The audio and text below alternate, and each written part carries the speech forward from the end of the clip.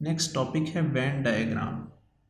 When एक 20th century का एक मैथमेटिशियन था जिसने फर्स्ट टाइम ये इंट्रोड्यूस करवाया था कि हम सेट्स और उनके ऑपरेशंस को डायग्राम की सूरत में भी शो कर सकते हैं। इसलिए इस डायग्राम का नाम ही वेन डायग्राम उसी मैथमेटिशियन के नाम के ऊपर डल गया।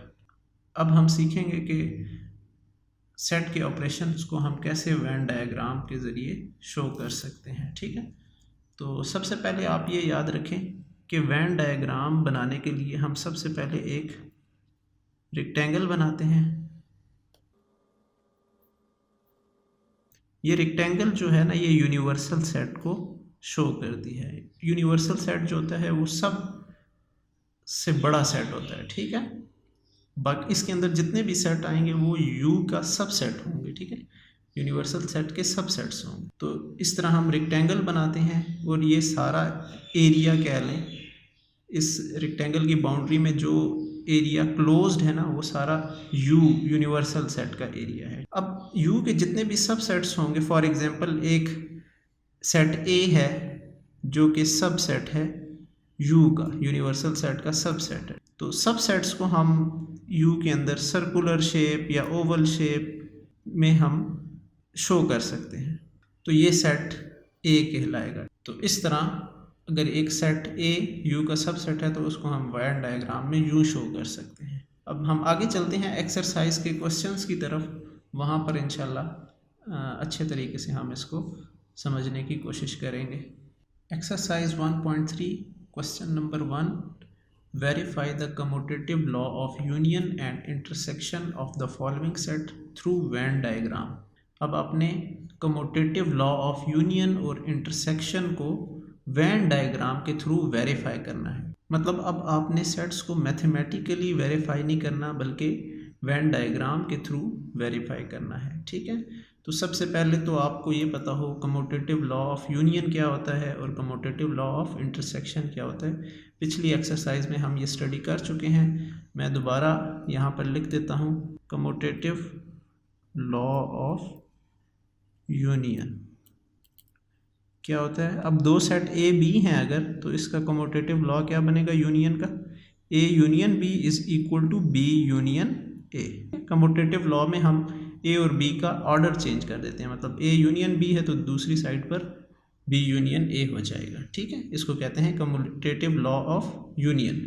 और कम्यूटेटिव लॉ ऑफ इंटरसेक्शन क्या हो जाएगा, कम्यूटेटिव लॉ ऑफ इंटरसेक्शन होता है A intersection B is equal to B intersection A, यानी अब यूनियन की जगह इंटरसेक्शन आ जाएगा, बाकी एज इट इज़ रहेगा। ठीक है, अब जो हमें सेट गिवन है वो ए और बी दो सेट गिवन है। ए सेट में 5, 3, 7, 9, 11, 13 है और सेट बी में 5, 9, 13, 17, 21 एंड 25 है। ठीक है, तो इन दो सेट्स को यूज़ करते हुए हमने वेन डायग्राम के ज़रिए कम्यूटेटिव लॉ ऑफ यूनियन और कम्यूटेटिव लॉ ऑफ इंटरसेक्शन को वेरीफाई करना है। अब देखते हैं कि इसको हम वेन डायग्राम के थ्रू कैसे वेरीफाई कर सकते हैं।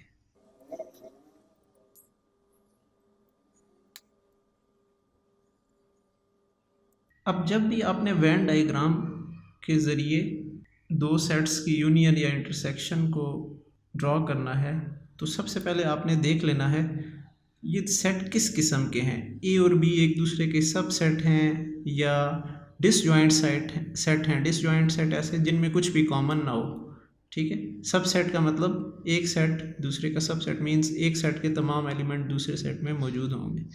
ठीक है, या फिर इस तरह के सेट उनको कहते हैं ओवरलैपिंग, मतलब सब सेट तो नहीं है एक दूसरे के लेकिन कुछ एलिमेंट्स ऐसे हैं जो दोनों में कॉमन हैं। ठीक है, तो अब हम चेक करते हैं हमारे सेट ए और बी किस टाइप के हैं।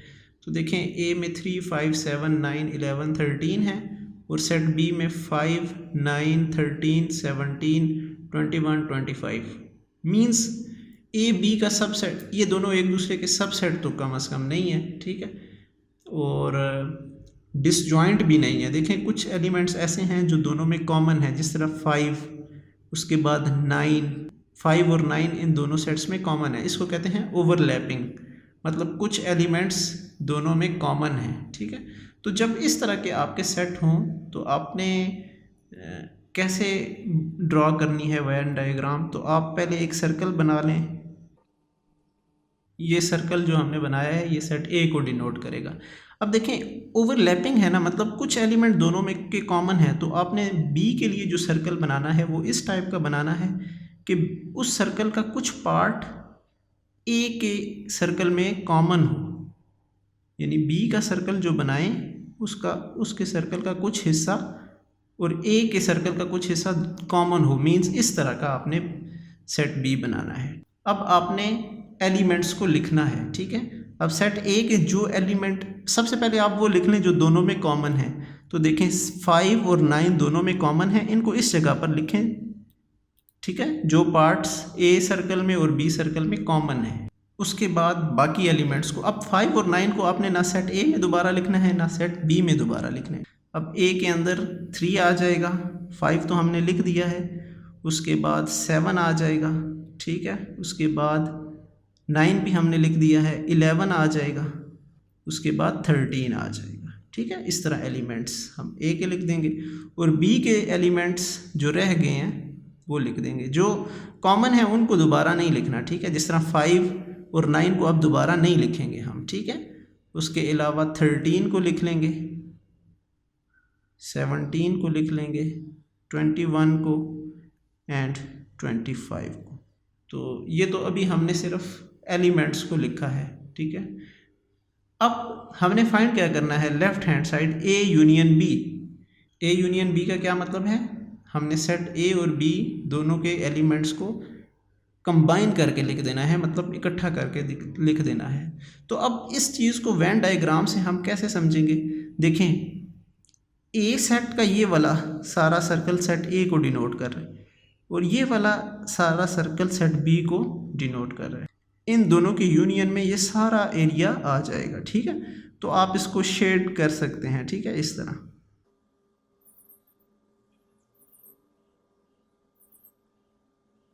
ये शेडेड एरिया जो हॉरिजॉन्टल लाइंस मैंने ड्रॉ की हैं, ये सारा shaded area A union B को शो कर रहा है।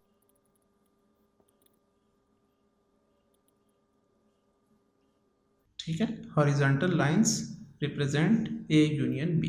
अब इसी तरह इसकी हम राइट हैंड साइड देख लेते हैं। राइट हैंड साइड क्या है, बी यूनियन ए। तो सबसे पहले आप उसी तरह रेक्टेंगल ड्रॉ करेंगे। अब क्योंकि हम चेक कर चुके हैं ए और बी सेट ऐसे हैं जो ओवरलैपिंग सेट्स हैं, मतलब ए और बी में कुछ एलिमेंट्स कॉमन हैं, ठीक है। तो जो कॉमन एलिमेंट है 5 और 9 ही वो दो एलिमेंट हैं। 5 और 9 को हम ये जो एरिया दोनों में कॉमन है वहाँ पर लिखेंगे। ये सेट ए है, ये सेट बी है।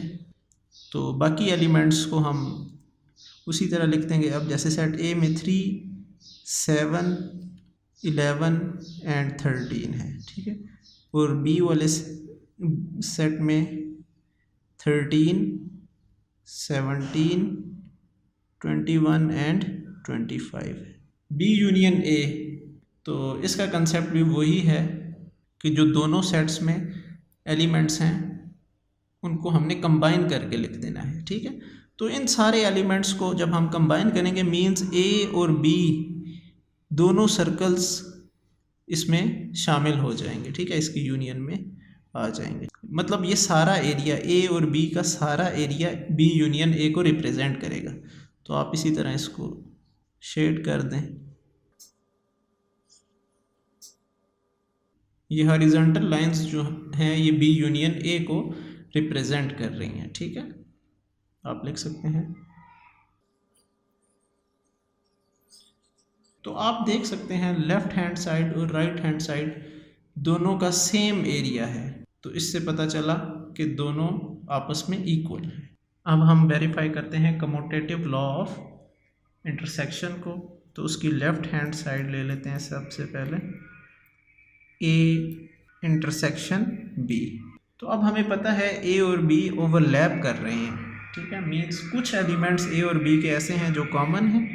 रेक्टेंगल बना लेंगे और इसको वैसे ही बनाएंगे जैसा कि हमने यूनियन के लिए बनाया था।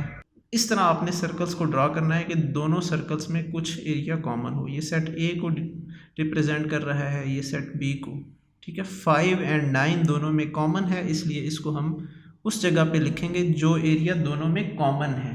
अब ए के अंदर उसके अलावा 3 आ जाएगा, 5 और 9 तो कॉमन है, 7 आ जाएगा, ठीक है, 11 आ जाएगा और 13 आ जाएगा। इसी तरह बी के अंदर 13, 17, 21 एंड 25 आ जाएगा। अब हम क्या फाइंड कर रहे हैं? इंटरसेक्शन। इंटरसेक्शन का मतलब होता है ऐसे एलिमेंट्स जो दोनों में कॉमन हैं, वो आएंगे इसके आंसर में। तो अब वेन डायग्राम से हम इंटरसेक्शन को कैसे रिप्रेजेंट करेंगे? तो देखें जो दोनों सर्कल्स में कॉमन एरिया है वो देखें ये वाला सिर्फ एरिया है, ये वाला, इसको मैंने हॉरिजॉन्टल लाइन से रिप्रेजेंट कर रहा हूँ। इसकी राइट हैंड साइड है बी इंटरसेक्शन ए, तो आप इसको भी इसी तरह से ही ड्रॉ कर सकते हैं। सबसे पहले रेक्टेंगल बना लें, सेट ए। अब आपने ऐसे ड्रा करना है कि कुछ एरिया दोनों में कॉमन हो। ये ए है, ये बी है। 5 एंड 9 ये दो एलिमेंट्स ऐसे हैं जो दोनों में कॉमन है। इसको इस जगह पे लिखना है 3, 7, 11 और 13 एज इट इज़ आ जाएंगे। 13, 17, 21 एंड 25।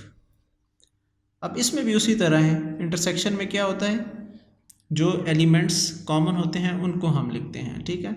अब वेन डायग्राम से इसको कैसे हम शो करेंगे, यानी जो एरिया दोनों सेट्स में कॉमन है वो ए इंटरसेक्शन बी को रिप्रेजेंट करेगा। तो ये देखें ये वाला एरिया कॉमन है, इसमें मैं हॉरिजॉन्टल लाइंस ड्रॉ कर रहा हूँ, तो ये वाला एरिया ए इंटरसेक्शन बी को रिप्रेजेंट कर रहा है, ठीक है। तो आप लिख सकते हैं यहाँ horizontal lines represent A intersection B.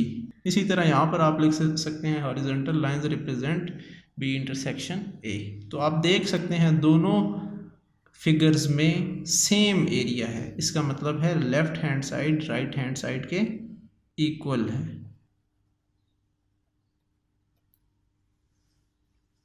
Second part है हमारे पास the sets of n and z। n होते हैं set of natural number, set of natural numbers. ये 1 से स्टार्ट होते हैं, 1 2 3 4 अप टू सो ऑन, इस तरह चलते रहते हैं आगे। ये इनफाइनाइट सेट है। और z होते हैं set of integers. Set of integers को कैसे लिखते हैं, ये देखें ये नेगेटिव साइड से आ रहे हैं, -3, -2, -1, 0, 1 2 3 अप टू सो ऑन। यानी अगर हम नेचुरल नंबर्स में ज़ीरो और नेगेटिव नंबर्स को ऐड कर दें तो ये सेट ऑफ इंटीजर्स बन जाते हैं। देखें आपने शायद पहले पढ़ा हो, ज़ीरो से लेफ़्ट साइड पर नेगेटिव नंबर स्टार्ट हो जाते हैं, -1, -2, -3, -4, -5 अप टू सो ऑन, इसी तरह चलते रहते हैं। और ज़ीरो से राइट साइड पर 1 2 3 4 5 पॉजिटिव नंबर्स होते हैं। तो ये है सेट ऑफ इंटीजर्स। तो अब हमने सेट ऑफ नेचुरल नंबर और सेट ऑफ इंटीजर्स के लिए कम्यूटेटिव लॉ ऑफ यूनियन और कम्यूटेटिव लॉ ऑफ इंटरसेक्शन को वेरीफाई करना है। मींस हमने n union z is equal to z union n and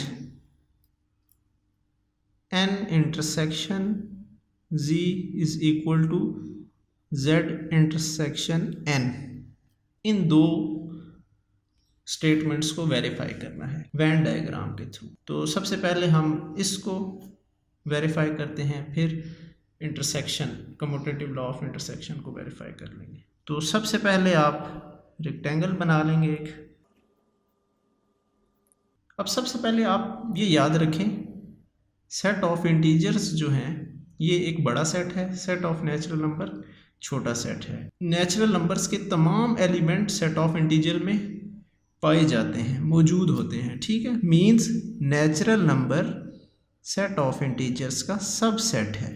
अब इसको हम देखिए, पिछला जो क्वेश्चन था उसमें सबसेट वाली कंडीशन नहीं थी, वहाँ पर ओवरलैपिंग वाली कंडीशन थी, ठीक है। इस क्वेश्चन में सबसेट वाली कंडीशन है। जब सबसेट वाली कंडीशन हो तो आपने बड़े सेट को पहले लिख लेना, उसको पहले ड्रॉ कर लेना सर्कुलर शेप में, ठीक है। ये हमारा क्या होगा, सेट ऑफ इंटीजर्स, और उसके अंदर जो सबसेट है उसको ड्रॉ करना है। अब सबसेट यहाँ पर नेचुरल नंबर्स हैं, इसलिए नेचुरल नंबर्स को मैंने सेट ऑफ इंटीजर्स के अंदर ड्रॉ किया है। तो जब सबसेट वाली कंडीशन हो तो इस तरह हम वेन डायग्राम ड्रॉ करते हैं। मीन्स जो बड़ा सेट होता है उसको, उसके अंदर सबसेट को लिखते हैं। अब इन सेट्स के हम एलिमेंट्स को तो नहीं लिख सकते, ये तो इनफाइनाइट एलिमेंट्स हैं इनके, ये इनफाइनाइट सेट हैं दोनों, इनके एलिमेंट्स को हम काउंट नहीं कर सकते। अब हमने फाइंड करनी है n union z, left hand side लिख लेते हैं यहाँ पर n यूनियन z। तो जब नेचुरल नंबर्स और सेट ऑफ इंटीजर्स को हम कंबाइन करेंगे, यूनाइट करेंगे, ठीक है, यूनियन मतलब कंबाइन कर देंगे, जब इन दोनों सेट्स का एरिया शामिल हो जाएगा। अगर मैं इसको हॉरिजॉन्टल लाइन से ड्रॉ करूं तो ये देखें वर्टिकल लाइंस जो हैं ये इसको शो कर रही हैं n यूनियन z को, मतलब ये सारा एरिया, दोनों सेट्स का एरिया इसमें आ जाएगा, क्योंकि हम दोनों सेट्स के एलिमेंट्स को कंबाइन कर रहे हैं, इकट्ठा कर रहे हैं, तो ये सारा एरिया इसमें शामिल हो जाएगा, ठीक है। अब अगर मैं इसकी राइट हैंड साइड ड्रॉ करूँ, वो भी एज इट इज़ ही है, उसमें कोई इतना मसला नहीं है, आप ख़ुद भी कर सकते हैं। ये देखें राइट हैंड साइड वो क्या है, z यूनियन n, तो सेम फिगर ही बनेगी इसकी भी। सबसे पहले आप रेक्टेंगल ड्रॉ कर लें, क्योंकि हमें पता है set of integer set of natural number set of integer का सबसेट है, इसलिए आप सेट ऑफ इंटीजर्स बड़ा सेट होगा और सेट ऑफ नेचुरल नंबर इसका सबसेट होगा, और क्योंकि हमने इन दोनों की यूनियन लेनी है, मींस ये सारा एरिया यूनियन को शो करेगा। तो आप हॉरिजॉन्टल लाइंस ड्रॉ कर दें। तो अब यहाँ पर आप लिख सकते हैं horizontal lines represent n union z, और यहाँ पर लिख सकते हैं horizontal lines represent z union n। तो आप देख रहे हैं दोनों डायग्राम में सेम एरिया है। अब हम आ जाते हैं कम्यूटेटिव लॉ ऑफ इंटरसेक्शन की जानिब। उसकी लेफ्ट हैंड साइड क्या है, n इंटरसेक्शन z। देखें वेन डायग्राम तो उसी तरह बनेगी जैसा कि हमने यूनियन के लिए बनाई थी। सबसे पहले आप रेक्टेंगल बना लेंगे और जो बड़ा सेट है उसको पहले ड्रॉ कर लें बड़े से सर्कल में।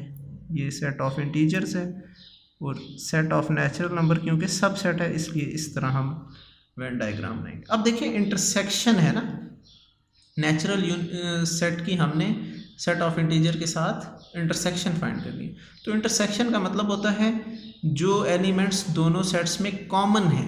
मींस अगर हम एरिया की बात करें तो इन दोनों सर्कल्स में जो एरिया दोनों में कॉमन है, तो ये देखें सिर्फ नेचुरल नंबर्स का एरिया दोनों में कॉमन है। तो मैं इसको हॉरिजॉन्टल लाइन से ड्रॉ कर रहा हूँ। ये एरिया दोनों सेट्स में कॉमन है, तो आप लिख सकते हैं horizontal lines represent n intersection z, ठीक है। अब मैं इसकी राइट हैंड साइड ड्रॉ कर लेता हूँ। तो इसी तरह आप सबसे पहले रेक्टेंगल ड्रॉ कर लें, सेट ऑफ इंटीजर्स और फिर सेट ऑफ नेचुरल नंबर क्योंकि सब सेट है। अब हमने सेट ऑफ इंटीजर और सेट ऑफ नेचुरल नंबर की इंटरसेक्शन फाइंड करनी है वेन डायग्राम के तहत। तो इंटरसेक्शन में हम क्या करते होते हैं, जो एलिमेंट्स दोनों में कॉमन है। अब वेन डायग्राम में हम देखेंगे जो दोनों, अब वेन डायग्राम में हम ये देखेंगे कि दोनों सेट्स का जो एरिया है उसमें कौन सा एरिया कॉमन है। तो आप देखें ये वाला एरिया दोनों सेट्स में कॉमन है। मींस ये देखें ये बड़ा सेट है, ये नेचुरल नंबर छोटा है, तो ये वाला एरिया z का एरिया भी है, ठीक है। मतलब ये ऐसा एरिया है जो दोनों में कॉमन है। तो इसको आप शेड कर दें। तो ये हॉरिजॉन्टल लाइंस जो हैं ये z इंटरसेक्शन n को रिप्रेजेंट कर रही हैं।